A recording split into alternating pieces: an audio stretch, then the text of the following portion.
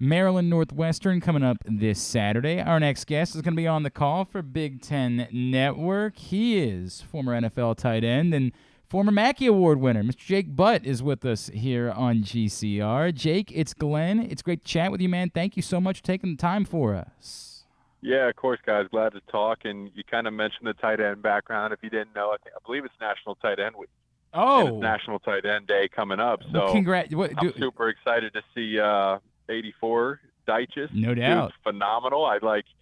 He's almost like a receiver, but he can mix it up in the blocking as well. And then you know, the guy that doesn't get enough credit, but he's just quietly just putting out a steady season is number 18, CJ Dupree. I think he's playing phenomenal football too. I agree. You guys got two great ones. Both had made big plays last week, obviously, in the win against Yep. Indiana.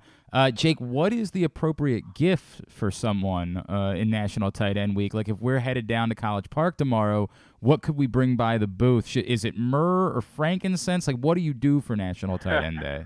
No. It has not. No, I feel like it'd probably be more like pork rinds or beef jerky or something like that, right? Yeah, that works. Yeah. That works. A bottle of bourbon, maybe. But what I'm most looking forward to is seeing these guys have an excellent football game. I love talking about the tight ends up in the booth. So seems like Deitchus is a favorite target. Dupree's doing a great job as well. So as long as those guys have big games, give me something to talk about the position. That'll be great. We were literally just talking about Corey Deitchus the other day. He was supposed to join us, but they had to change the practice schedule, so we had to push it back to next week. What's interesting to me, Maryland's had a nice little run here with tight ends, with Chigakonkwo most recently. Of course, everybody thinks about Vernon Davis. That's a very lofty standard, but are you starting to buy, like, Corey Deitchus looks to me like an NFL tight end when I watch him play.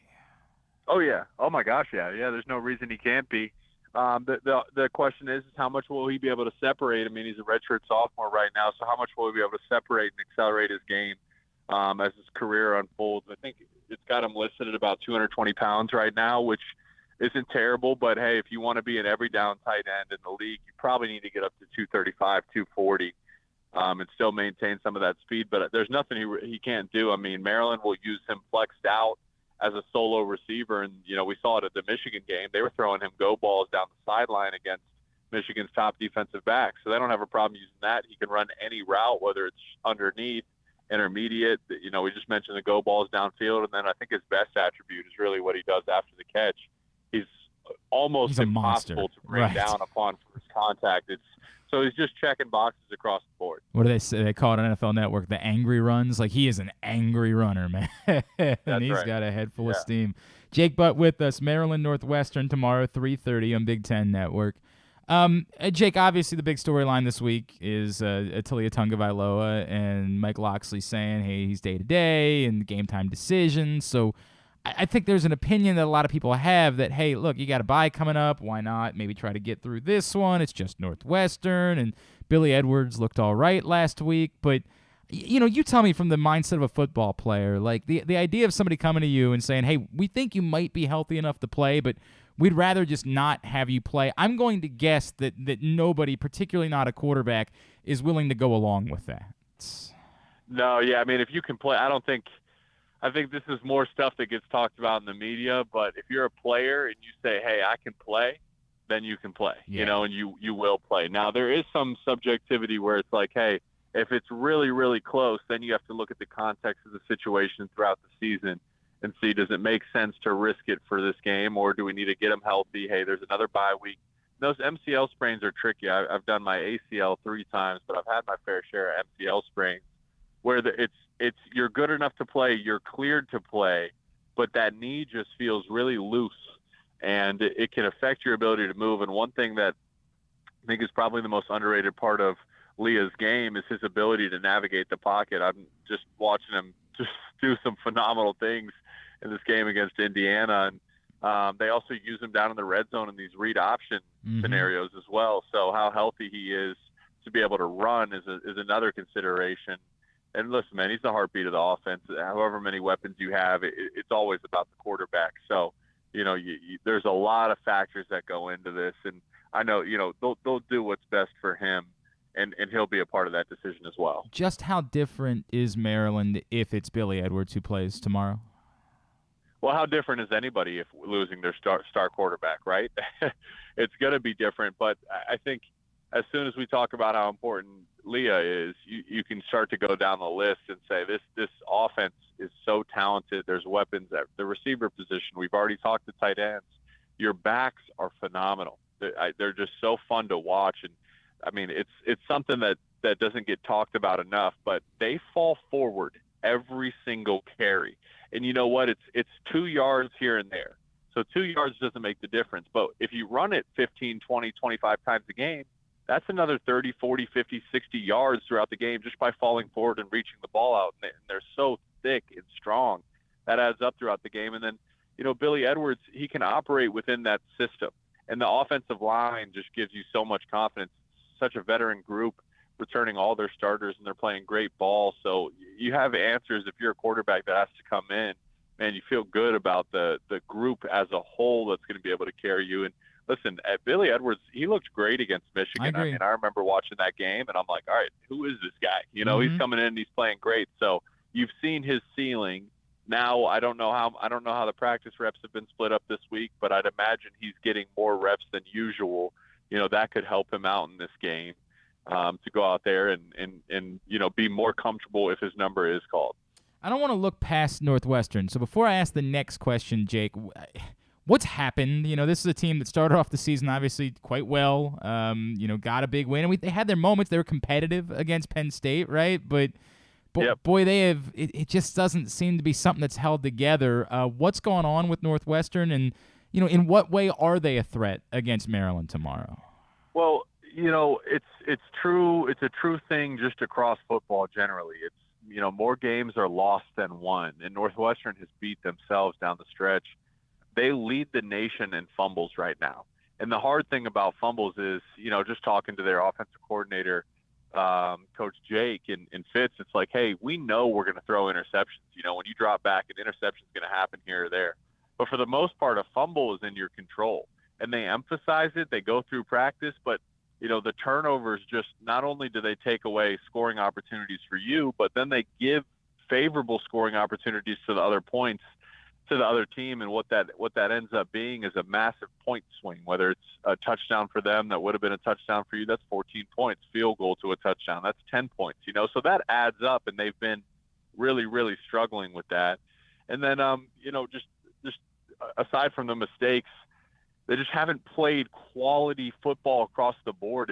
It's the tough part is it's not one sweeping thing. It's not like, hey, this one guy is costing us. If we take him out and substitute him in, they'll be better. It's not one scheme that's costing them. Like, hey, let's remove this from our playbook. It's just one little thing here or there that's cost them.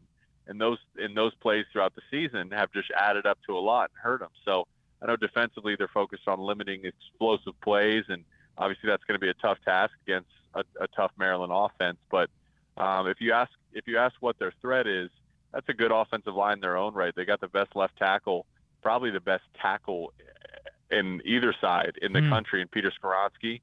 Evan Hull is an Iron Man. He's a matchup nightmare. I mean, he's a quality back, but he catches the ball really smooth out of the backfield. They do some things to get him in position, and he's creative. And then we'll see. I mean, they're going with two different quarterbacks. Last week you saw, and then we'll see who starts this week, who's under center. But maybe they can find a spark in the fact that they're having some competition out there. So I mean, it's a team that hasn't performed great, but it's also a Big Ten football team, and it's also a Coach Fitzgerald football team doubt. where you better not sleepwalk on them, because they can. It's a game of football. Anybody can win on any given weekend. He is Jake Butt. He is on the call. Maryland Northwestern tomorrow at 3:30 on Big Ten Network. He's with us here on GCR.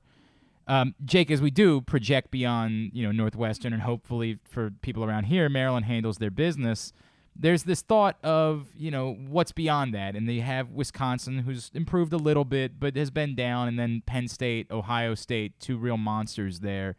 And for the progress that Maryland has made under Mike Locksley, I feel like there's been this, what more could there be? How could you take a next step, be competitive with the best teams? You obviously referenced already how competitive they were at Michigan earlier this season. Some bad luck, a couple of questionable calls, plays that weren't reviewed. I'm sure you didn't mind that so much, being the Michigan man that you are. But what's the difference right now for Maryland, a team that's played well for stretches, played really well for stretches, and has been kind of puzzling in others, in closing that gap and being able to compete against the Penn States, the Ohio States as the season goes along? Well, it kind of happens in steps. Okay, so you take your program where you are, and then you're not just going to become Ohio State overnight or Michigan overnight. Going into the season, Maryland was 4-40 all time against the Big Four in the East, meaning Michigan, Michigan State, Ohio State, and Penn State. They were 4-40 against those four teams. Well, they handled business with Michigan State, so that's a plus. Now Michigan State's struggling, so the context matters, but ultimately you say, hey, you got Ohio State, Penn State, you got to be at a minimum competitive in those games. And if you can steal one of those games, that's a metric that you can go back and say, all right, we're certainly improving year over year. We're getting closer to our goals. So it starts there. You first have to get up to the door, then you got to knock on the door, and then you got to stay there until you ultimately can kick the door down, and your old ceiling then becomes your new floor, if that makes sense, right? Mm-hmm. Right now you feel like you're at the ceiling. Well, you got to break through and then make sure that that's your new floor. And Locks has done a great job of recruiting out there in his backyard, developing talent. The coordinators are doing a good job of scheming towards the strengths of that talent. So the pieces are in place. I don't think any team's going to feel good playing Maryland at any point in the season because they have so much talent. They do so many things well that they can beat anybody on any Saturday. It seems like when they've been disciplined, which has been rare, they have been off-penalized this season, but we think about that Michigan game and how well they played. That was the most disciplined we've seen them all season. Is it too simplistic to say, hey, if they can keep that under control, if they can be disciplined, avoid penalties, that they might have a chance to be competitive in those games? Yeah, well, that's kind of just what we were saying for Northwestern about their turnovers and their fumbles. Yeah. It's a similar thing with discipline and penalties. It's like, man, football's hard enough to win when you do everything right. But if you're giving up penalties and you're beating yourselves, well, my goodness, you're swimming upstream. It makes it that much harder. So the more you can limit the mistakes that you have within your own control, the closer you are to winning. But you got to start to ask why, because, hey, these, they have been heavily penalized throughout the season, and I know Locks has emphasized it, but it's ultimately about going out there and doing it on a consistent basis. So especially going against Ohio State and Penn State, you have to limit as many mistakes as possible just to put yourself in a position to potentially win at the end of the game. All right, I got two I want to wrap with. The first one, it's very important. There's been a debate that's popped up, and I imagine you would understand our side of the debate. Who's the best tight end in the NFL right now, Jake Butt? Best tight end in the NFL. I mean, it's kind of a runaway pick at this point with the season he's already having, Travis Kelce, right? But the numbers with Mark Andrews are basically the exact same this season. Okay, yeah, I'll give you that. Mark Andrews is playing good. Maybe it's the fact that I find myself watching Chiefs games in prime time and the multiple touchdowns. What do you have? 4 touchdowns the other day? It's like it was insane. No question. So crazy. So they both benefit from the fact they're their quarterback's top targets at this point in the season. So those guys, sure, they'll go toe to toe, and then when Kittle's healthy, he's another name. Pitts can develop it. He scores some more touchdowns. So there's some good ones. I'm definitely leaving some guys out, too. We just like having people tell us we're pretty in Baltimore. That's all it is. Kelce, 6 games, 41 catches, 455 yards. Andrews, 6 games, 39 catches, 455 yards. So, I mean, it's remarkable how well that Mark – What's the touchdowns? It's only 2 off. It's 7 for Kelce, 5 for Andrews. So slight edge, right, for Kelce. Slight, but man, we want a little more love for Mark Andrews. Is all. To me, they're different tight ends, though. Kelce's got this. When you watch Kelce run routes, he's just this fluid, slippery athlete. Every single route he runs starts off looking the same. And then his ability to change direction without losing any speed is what makes him so good. Andrews is probably a faster straight line athlete than Kelce, and he makes some phenomenal catches. He's great on those crossers. He complements the system really well because they can run the ball in Baltimore, and then they get into play action. They get the tight end screaming across the middle. So he does some great things too.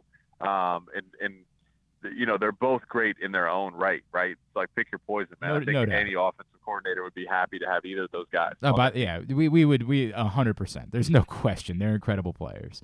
And then I remember when we chatted with you around the time of the Mackey Award, you were willing to and obviously your Twitter name is Booty. Like you have fun with it. I'm sure you've heard a billion bad jokes. I'm sure you've heard a ton of just terrible, groan-worthy puns or quips about your last name. Have you ever heard one that you genuinely said, okay, this is really funny? Like our broadcaster subtly slid something in while you were doing a game. Was there ever one that you actually thought was funny? Man, probably not at this point, right? Okay. I feel like I've heard it all. We have fun with it. I will say I benefited from it as well. I got a marketing deal with Charmin coming out of college, so that was great. Dude, how can you do better than that?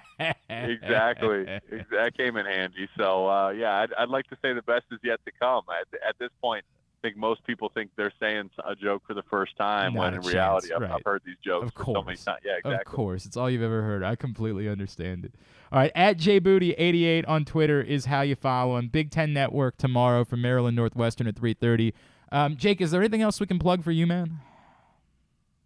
No, that's great. That's perfect. Reach out on Twitter. I've actually done a breakdown. If you go back in the history of Maryland's offense for the Big Ten Network, if you check out their YouTube, I did a breakdown of what makes them so great. So it's familiar territory. I'm excited to call one of their games and see it in person. It's one of my favorite offenses to watch. So reach out on Twitter. I engage with people, ask me questions.